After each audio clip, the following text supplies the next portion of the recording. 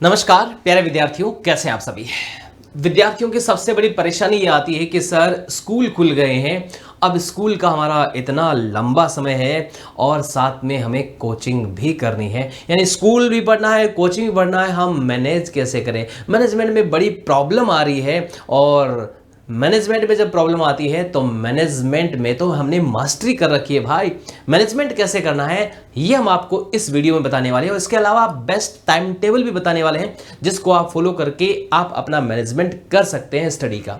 देखिए प्यारे विद्यार्थियों, दो तरह के स्टूडेंट होते हैं, एक जो स्कूल ऑफलाइन जा रहे हैं और दूसरे वर्चुअली पढ़ाई कर रहे हैं। जो ऑफलाइन जा रहे हैं उनको तो सुबह से लेकर के दोपहर तक का समय देना होता है, थोड़ा बहुत घंटे भर का स्कूलों का समय ऊपर नीचे हो सकता है, बाकी इतना समय देना होना। और जो वर्चुअल जा रहे हैं वो और कोई कुछ ऐसा कर रहे होंगे, अपनी पढ़ाई कर रहे होंगे या फिर कुछ स्पोर्ट्स की एक्टिविटी कर रहे होंगे जिनकी वजह से मॉर्निंग का उनको टाइम चाहिए होता है। अब उनकी समस्या आती है हमारा टाइम टेबल कैसे बनाए, हमारा प्लान कैसे बनाए, कोचिंग भी हमारी बढ़िया तरीके से हो जाए, हमारा जो स्पोर्ट्स की एक्टिविटी है वो भी बढ़िया से हो जाए और स्कूल के साथ में मैनेजमेंट भी हो जाए। ये दोनों को कैसे मैनेजमेंट करें, तो ये सारी जानकारी मैं आपको इस वीडियो में देने वाला हूं। तो चलिए शुरू करते हैं। नमस्कार, मैं हूं प्रताप राजपुरोहित, एनवीएस प्रिंसिपल। आपके साथ में इस वीडियो में साझा करने वाला हूं कि किस तरह से हम स्कूल और कोचिंग को मैनेज कर सकते हैं, टाइम टेबल कैसे बना सकते हैं। एक प्रोफॉर्मा एक टेम्पलेट मैं आपको बताने वाला हूं जिसको आप अपने हिसाब से कस्टमाइज करके आप अपने हिसाब से टाइम टेबल भी बना सकते हैं। तो शुरू करते हैं ये आपका पूरा का पूरा वीडियो। प्यारे विद्यार्थियों, सबसे पहली बात तो आपको देखना है आपके पास समय कौन सा है, क्या क्या स्लॉट है, उसके हिसाब से आपको डिसाइड करना है। आपके पास मॉर्निंग में समय है या इवनिंग में समय है। जब आप ऑफलाइन स्कूल में पढ़ रहे हैं तो आपके पास स्कूल मॉर्निंग में जाना ही होगा आपको और उसके बाद दोपहर के बाद का समय आपके पास रिजर्व रहेगा। अगर आप वर्चुअली पढ़ रहे हैं, और आप ऐसा कोई एक्टिविटी आपको करें कि आपको कहीं जाने की जरूरत नहीं है तो मॉर्निंग का टाइम आप यूटिलाइज कर सकते हैं। लेकिन मोस्टली हम देखते हैं तो कोचिंग का जो है या जो समय रहता है मोस्टली आपका इवनिंग का ही रहता है। तो कुल मिलाकर के आपको मॉर्निंग का शेड्यूल ऐसा बनाना है जहाँ आपका और काम हो जाए और कोचिंग का जो टाइम है वो शाम को ही आपको रखना है। बेस्ट टाइम टेबल कैसे है, क्या है, वो सारी जानकारी आपको देने वाला हूँ। तो चलिए शुरू करते हैं। पहले विद्यार्थियों, सबसे पहले तो हमें अपना गोल तय कर लेना है, अपना लक्ष्य तय कर लेना है। लक्ष्य तय करे बिना हम काम नहीं कर पाएंगे। पूरा का पूरा आपको लक्ष्य निर्धारित कर लेना है। आपका लक्ष्य क्या है, आप लोग मुझे कमेंट बॉक्स में लिख के बताओगे कि आपका टारगेट क्या है, आप कितना परसेंटेज लाना चाहते हैं, इस बार का आपका टारगेट क्या है। आपको मुझे कमेंट बॉक्स में बताना है कि सर मैं इस बार इतना परसेंटेज लेकर के आऊँगा। अपने आप से वादा करना है, फिर अपने संकल्प लेना है कि मुझे ये अचीव करना है। और वो उसके बाद में जहाँ आप पढ़ाई करते हैं, जिस भी रूम में बैठ कर आप पढ़ाई करते हैं वहाँ चिपका करके रख के लिख लीजिए कि मुझे इतने परसेंटेज इस क्लास में लेकर के आने। आपको कितने लाने वो मुझे कमेंट बॉक्स में बताना। नंबर 2, यदि आप ऑफलाइन स्कूल में जा रहे हैं, फिजिकल स्कूल में जा रहे हैं तो स्कूल का टाइम कितना, आपका स्कूल का टाइमिंग कितना है, कितना घंटा आप वहाँ पर दे रहे हैं। मान लो 7 से 2 है तो 8, 9, 10, 11, 12, 1, 2, 6, 7 घंटे आप वहाँ पर स्पेंड करें तो 6 या 7 घंटे मान लो कितना स्कूल का टाइम है। अगर स्कूल हमारा डिस्टेंस में है तो आधा 1 घंटा हमारा आना जाने का और इसमें काउंट हो जाता है। उसके बाद में आपको देखना आपके पास फ्री टाइम कितना है। फ्री टाइम कितना है, सबके पास 24 आवर, सबके पास इतना ही है, सबके पास इतना ही समय है ना। हर विद्यार्थी के पास इतना ही समय है तो हम टाइम का रोना नहीं रो सकते हैं, क्योंकि इतने टाइम के अंदर बाकी स्टूडेंट जब मैनेजमेंट कर रहे हैं अपना तो हमें भी करना होगा। वो कौन कौन से ऐसे काम कर रहे हैं जिनकी वजह से उनका टाइम बच रहा है, हम ऐसे कौन से काम करें जिसकी वजह से हमारा टाइम स्पेंड हो रहा है।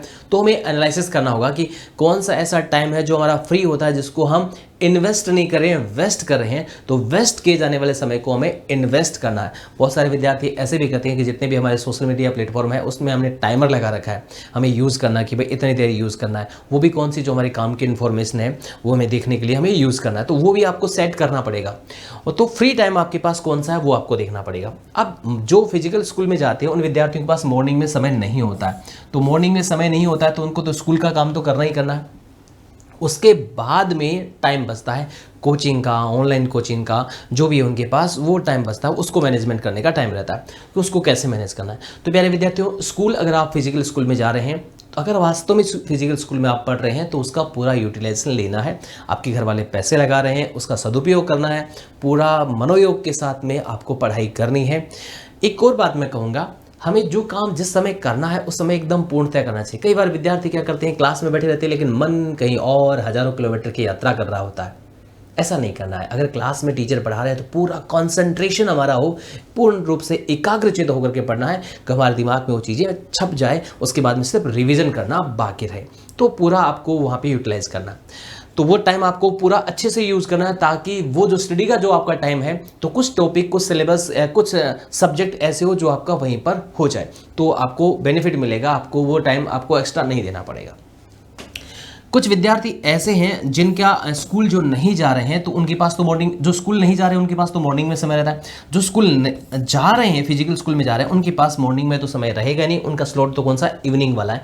इवनिंग को उसको कोचिंग में मैनेज करना है, इवनिंग में उसको अपने खेलने के लिए मैनेज करना है, इवनिंग में अपना जो बाकी काम सब करना है वो उनको इन्हीं करना है। और वो टाइमिंग अपन मान ले तो 2, ढाई, 3 ये मान के सर, ज़्यादा से 2 बजे या 2 से 3 बजे के उस ये टाइम तक उनका गया।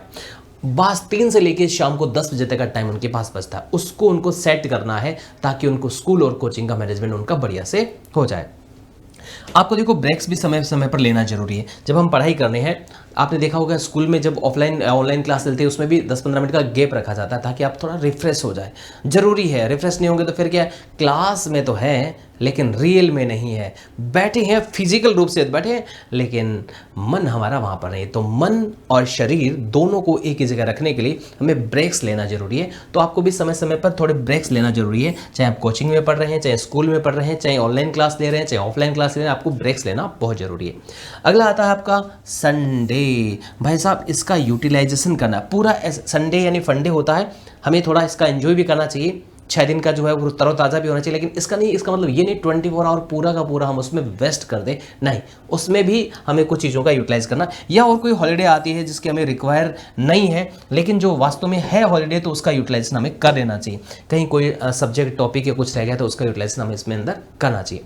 एक बेस्ट टाइम टेबल मैं आपको बता देता हूँ जो आपके यूटिलाइज हो जाएगा, आपके काम आ जाएगा। वो टाइम टेबल क्या है, मैं ये नहीं कह रहा आपको ऐसे के ऐसे एज इट इज़ फॉलो करना है, मैं ये नहीं कह रहा फिर आपको बता दूं कि इसमें आप ऊपर नीचे कर सकते हैं, इसमें टाइमिंग भी आप एक्स्ट्रा ऐड ऑन कर सकते हैं।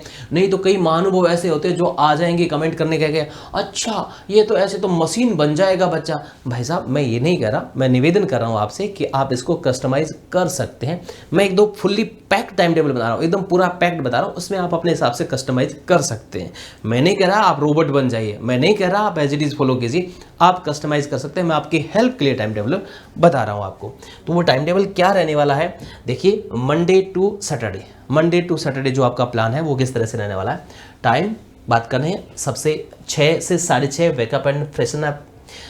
अगर आप 6 बजे उठते हैं तो, अगर आप जल्दी उठते हैं तो उसको 5:30 से 5:30 से आप 6 का कर सकते हैं। आप डिपेंड हो, मैंने कहा ना आपको इसको कस्टमाइज कर सकते हैं। अगर आप 5:30 बजे उठते हैं तो इसको 6 बजे तक में ये सारा काम कर लीजिए। 6 बजे उठते हैं तो 6 से 6:30 तक कर लीजिए। और लेट उठते हैं क्या भाई, अच्छा सुबह मॉर्निंग में कौन कितने बजे उठता है, कमेंट बॉक्स में कमेंट करके बताओ कि सर मैं इतने बजे उठता हूँ, पता तो चले ना भाई कितने एक्टिव हो आप सब। उसके बाद में 6:30 से 7 का समय थोड़ा बहुत हल्का हल्का, मैं समझता हूँ कि आपको समय नहीं मिलता है, स्कूल अगर जाते हैं फिजिकल स्कूल जाते हैं तो आपको टाइम नहीं मिलता है, थोड़ा बहुत ऐसा कुछ हो, घूमना फिरना हल्का फुल्का, ज़्यादा नहीं, आपने को बॉडी बिल्डर नहीं बनना है, हल्का फुल्का थोड़ा हो जाए ताकि फ्रेश फील करो। हेल्थ को अवॉइड नहीं करना है प्यारे विद्यार्थियों, आज के समय में हेल्थ सबसे जरूरी है, हेल्थ का हमें ध्यान रखना है। उसके बाद में 7 से 7:30 बजे आपको ब्रेकफास्ट जरूर करना है।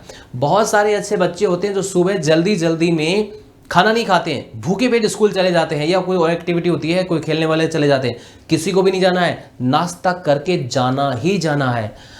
अच्छा कई कहेंगे सर हमारे तो घर में बनाते ही नहीं नाश्ता, हम क्या करें जल्दी, कैसे खा के जाए। घर वालों को मोटिवेट कीजिए, उनको थोड़ा सा उनकी तारीफ कीजिए, अपने घर पे तारीफ कीजिए सबकी कि मम्मी आप बहुत अच्छे हो, आप हमारा बहुत ख्याल रखते हो।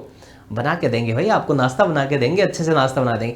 नाश्ता जरूर, सुबह का खाना।